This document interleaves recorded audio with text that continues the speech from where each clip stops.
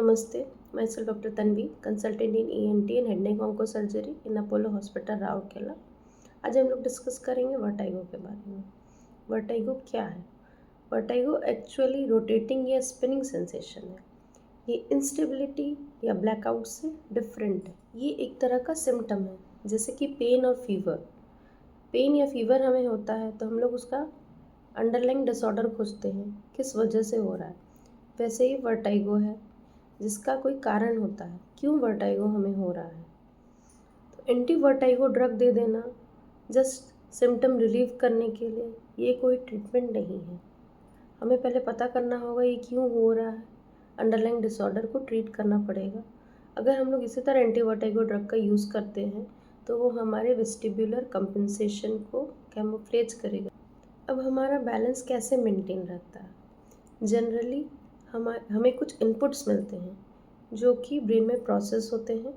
उसके बाद आउटपुट जाता है एक्स्ट्राओक्युलर मसल्स और स्केलेटल मसल्स ऑफ लिम्ब, जिसकी वजह से हमें स्टेबलाइजेशन मिलता है, जो कि गेज स्टेबलाइजेशन है और पोस्चरल स्टेबलाइजेशन है। इनपुट आता है हमारे प्रोप्रायोसेप्शन से, लैब्रिंथीन इनपुट और विजुअल इनपुट। लैब्रिंथ के कुछ पार्ट्स होते हैं, जैसे कि सेमी सर्कुलर कनाल, वो हमारे एंगुलर एक्सेलरेशन डी एक्सेलरेशन को डिटेक्ट करता है। यूट्रिकल, जो कि हमारे फ्रंट बैक मूवमेंट और साइड टू साइड मूवमेंट को डिटेक्ट करता है। सैक्यूल, ये हमारे अप डाउन मूवमेंट को डिटेक्ट करता है। ये सारे ही इनपुट्स ब्रेन में प्रोसेस होते हैं और स्टेबलाइजेशन में हेल्प करते हैं। जैसे हम लोग एक कार जा रही है, उसे हम लोग ऑब्जर्व कर रहे हैं, तो उसका जो गेज है वो हमारे आई में फिक्स्ड है, उसको हम लोग फॉलो कर रहे हैं। ये है गेज स्टेबलाइजेशन। जैसे कि हम लोग किसी अनइवन सरफेस पे खड़े हैं या फिर हमें कोई पुश कर रहा है, फिर भी हम लोग स्टेबल हो जाते हैं। कैसे होते हैं ये? Due to postural stabilisation. Vertigo के बहुत सारे कारण होते हैं। सेंट्रल कॉज भी होता है, पेरिफेरल कॉज भी होता है। मोस्ट कॉमन कॉज वर्टाइगो का BPPV है, जो कि किसी एंटी वर्टाइगो ड्रग से ठीक नहीं होता। उसके लिए बस और बस मैन्युवर है। अब सेंट्रल और पेरिफेरल का बहुत सारे कॉज होते हैं। कुछ चीज़ें हैं जो कि सेंट्रल में ही होती हैं, कुछ चीज़ें हैं जो कि पेरिफेरल में ही होती हैं। अगर आपका वर्टाइगो ग्रेजुअली प्रोग्रेस कर रहा है, डिटोरिएट कर रहा है, साथ में एसोसिएटेड हेडेक है, लॉस ऑफ कॉन्शियसनेस है, ब्लरिंग ऑफ विजन है, डबल विजन है, तो ये सब जनरली सेंट्रल वर्टाइगो में होता है। नोजिया वॉमिटिंग दोनों में ही एसोसिएटेड रहता है।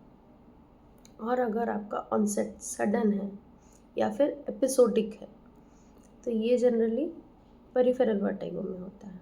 साथ में एसोसिएटेड रिंगिंग सेंसेशन है ईयर में, ऑरल फुलनेस है, रिड्यूस्ड हियरिंग है, ये सब पेरिफेरल वर्टाइगो में जनरली पाया जाता है। तो आपको प्रॉपर हिस्ट्री लेना बहुत ज़रूरी है। Proper history, proper examination and proper investigation और मैनेजमेंट से ही इंसान ठीक होता है। अब प्रॉपर हिस्ट्री के लिए क्या क्या ज़रूरी है? पहले पेशेंट आता है तो उसका जनरल एग्जामिनेशन और प्रॉपर हिस्ट्री बहुत ज़रूरी है। हिस्ट्री में पता करना है, पहले आपको एनालाइज करना है कि एक्चुअली में ये वर्टाइगो है या इंस्टेबिलिटी है या ब्लैकआउट है, नेचर ऑफ कंप्लेंट। हमें पता करना पड़ेगा प्रेसिपिटेटिंग फैक्टर क्या है। पेशेंट को हेड मूवमेंट की चेंज होने से चक्कर आ रहा है, या किसी स्ट्रेन से हो रहा है, या फिजिकल स्ट्रेस से हो रहा है। कोई एसोसिएटेड फैक्टर्स है, जैसे कि hearing loss, tinnitus, headache, diplopia, जैसे कि डबल विजन या ब्लरिंग ऑफ विजन। तो हमें पहले एनालाइज करना है पेशेंट का कंप्लेन क्या है, फिर प्रेसिपिटेटिंग फैक्टर क्या है, उसके बाद एसोसिएटेड सिम्टम्स क्या, उसके बाद ड्यूरेशन ऑफ वर्टाइगो बहुत ज़रूरी है।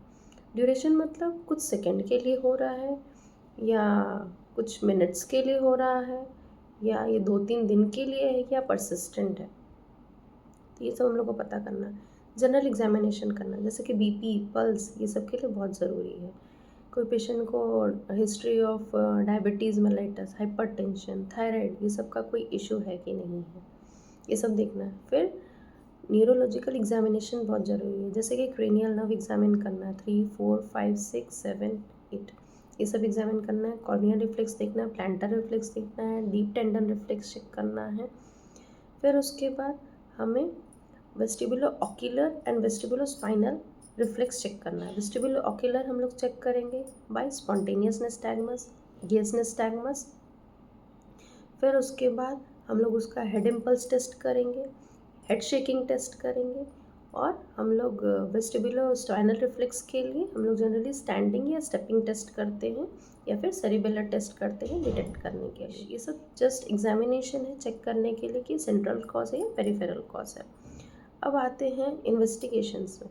इन्वेस्टिगेशंस में जैसे कुछ कुछ इन्वेस्टिगेशन है, जैसे कि वेम्प है, इलेक्ट्रोनिस्टैग्मोग्राफी है, वीडियो निस्टैग्मोग्राफी है, वीडियो हेड इम्पल्स टेस्ट है। ये सब टेस्ट किया जाता है वर्टाइगो का कॉज जानने के लिए, किस वजह से हो रहा है, पेरिफेरल वर्टाइगो किस वजह से हो रहा है। ट्रीटमेंट का बात करते हैं तो ट्रीटमेंट का बाद जनरली जो एंटी वर्टाइगो ड्रग दिया जाता है उसके कुछ लिमिटेशंस होते हैं, उनके बहुत सारे साइड इफ़ेक्ट्स होते हैं। अगर आप उसको बहुत लंबे टाइम तक यूज़ करते हैं एंटी वर्टाइगो ड्रग्स को, तो वो हमारे वेस्टिबुलर कंपनसेशन को कैमोफ्लेज कर देगा, ऑर्थोस्टैटिक हाइपोटेंशन प्रेसिपिटेट कर देगा।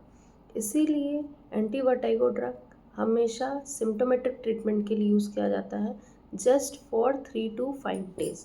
उससे ज़्यादा अगर आप यूज़ करते हैं तो ये हमारे वेस्टिबुलर कंपनसेशन को और नुकसान पहुंचाएगा।